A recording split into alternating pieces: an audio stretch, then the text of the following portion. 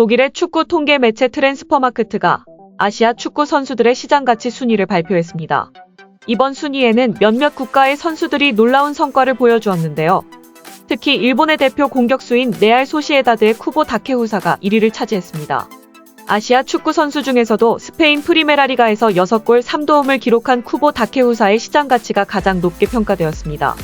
이어서 대한민국의 괴물 수비수 김민재가 2위를, 일본의 미드필더 미토마 가오루가 3위를 차지했습니다. 그리고 대한민국의 스타 선수 손흥민은 4위로 밀려났습니다. 이어 울버햄튼의 황희찬이 7위 그리고 파리 생제르맹의 이강인이 8위에 각각 랭크됐습니다. 이번에 트랜스퍼마크트가 발표한 쿠보의 시장 가치는 지난해 9월만 해도 900만 유로였지만 현재 가치는 6천만 유로로 6배가 넘게 상승했습니다. 이번 순위 발표 이후 일본 언론들은 쿠보 다케후사가 손흥민을 앞지르는 성과를 거둔 것에 대해 큰 관심을 보였습니다. 한편으로는 한국 언론들은 이 순위 발표에 대해 반발하고 있는 모습이 보도되고 있습니다. 지금부터 아시아 축구 선수들의 시장 가치 순위에 대한 일본의 반응을 알아보겠습니다. 아마도 연령과 장래성을 시장 가치에 반영하고 있다고 봐. 오타니 정도면 그들도 인정하지 않을 수 없게 되지만 특히 축구의 경우 포지션에 따라 요구되는 역할이 다르다는 점, 개인적인 숫자로 나타나기 어려운 점도 있어서 더욱 서로의 실랑이가 이어질 거야. 평가는 구매자가 결정한다. 구매자는 유럽 쪽이지 한국이 아니야. 그럼 평가 기준은? 단순화하면 나이 등의 요소가 가치를 형성하는 데 중요해. 결국 쿠보가 손흥민 위라는 건 합리적이야. 평가 기준은 보는 시점 등 사람마다 다르지 않은가? 자기들이 생각하는 손흥민이나 김민재의 평가랑 다른 사람들이 생각하는 평가는 똑같지도 않고 다른 게 당연해. 프리미어 득점왕이나 발롱도르 후보 같은 건 어디까지나 평가의 일부분이지 그게 모든 평가 기준은 아니잖아요. 그야 쿠보는 아직 22살이니까 아마 이대로라면 아시아 최초의 1억 유로 넘는 선수가 될지도 모른다. 젊음이 반영되어 있어도 좀처럼 받아들이기 어렵겠죠.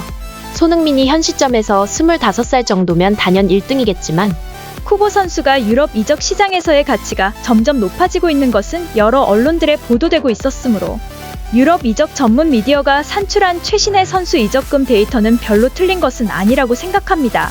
시장 가치는 기본적으로는 과거보다 장래성이 중시되는 것. 손흥민의 실적은 훌륭하다고 생각하지만 성장 가능성은 연령적으로도 상당히 낮을 것이다. 쿠보나 미토마는 미완성이기 때문에 장래성이 있다. 손흥민은 이미 완성된 선수.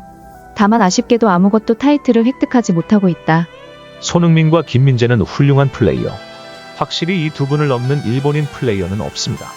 과거 같으면 차돌이나 박지성도 훌륭했다. 자국 축구 선수를 자랑스러워하는 마음은 알지만 왠지 주위의 평가를 너무 신경 쓰는 것 같아. 후보의 평가가 높아도 손흥민의 가치가 떨어지는 것은 아니니까. 이강인과 김민재는 왜 순위에 포함된 거야?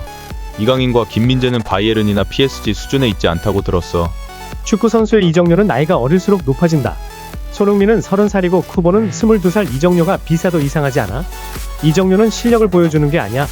현 프리미어 1위, 2위 대결 속에서 MON급 활약하는 엔도나 라리가에서 활약하는 젊음이 넘치는 쿠보는 손과 어깨를 나란히 할 정도까지 성장해왔다는 것. 딱히 현 시점에서 누가 위라고 할 수 없어? 별로 실력이 떨어진다는 말은 안 했잖아. 젊음을 포함한 시장 가치일 거예요. 뭐든지 이겨야 직성이 풀리는 거냐? 이강인에 관해서는 한국 언론의 과대평가감은 있지만 실제 가치로 따지면 손흥민, 김민재가 각각 1등, 2등, 그 다음에 황희찬, 이강인이나 일본 선수들 정도일 텐데. 한국에서 지금 가장 인기 있는 동갑내기 이강인의 가치가 쿠보의 3분의 1에 불과한 것에 화가 난 것뿐이야. 손흥민을 제외하고 한국인들은 자국 선수에 대해 정말 과잉 평가한다고 생각한다. 한국 언론도 멍청하네. 이 가치는 일본 스폰서 기업들의 투자가 포함된 게 분명하잖아요. 카마타 선수는 미즈노가 이적 비용을 부담했다고 여러 언론에서 보도하고 있고. 이게 객관적인 시장 가치네요. 손흥민은 4위가 맞는 것 같은데 김민재와 이강인은 빼주세요. 한국은 쿠보에 대해 이야기할 때 손흥민을 꺼내는 것은 그만큼 손흥민의 후계자가 없다는 것을 스스로 말하는 것과 같아. 지금 실적은 손흥민이 1등이라고 생각하지만 장래성에 관해서는 쿠보의 가치가 높은 것은 이해할 수 있다. 그럼 김민재가 손흥민보다 높은 건 말이 되고 세계 축구 선수들의 시장 가치는 한국의 잣대로 결정되는 것이 아니니까 마음대로 떠들어요. 앞으로 아시아 1위는 쿠보입니다. 손흥민은 대단하지만 이제 31살. 시장 가치는 앞으로도 떨어질 거야. 메시나 호날두조차도 나이가 들면서 가치는 떨어졌다. 당연한 일. 축구뿐만 아니라 다른 부분도 한국은 자기 평가만큼은 높아서 정말 기분 나쁜 개발도상국의 시골몽이라는 느낌이 들어. 평가는 타인이 하는 거야.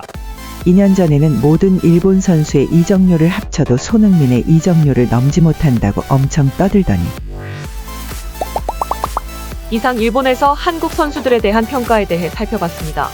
이 기사에만 200개가 넘는 코멘트가 달리면서 손흥민에 대해서는 실력으로 비난할 수 없으니 나이를 이유로 합당한 시장 가치로 평가됐다고 말하면서도 다른 한국 선수들에 대해서는 이 시장 가치도 너무 높게 평가됐다는 댓글들이 줄을 이뤘습니다. 하지만 7위 황희찬은 3위 미토마와 1살 차이밖에 나지 않고 이번 시즌 3골을 기록 중인 미토마와 다르게 8골을 기록 중임에도 미토마의 반도 안 되는 평가를 받았고 쿠보 다케후사 선수 또한 1년 사이에 6배 넘게 오를 정도의 실력이 되는지는 의문이 듭니다. 그럼 다음에도 더 다양한 해외 반응을 소개해드리겠습니다.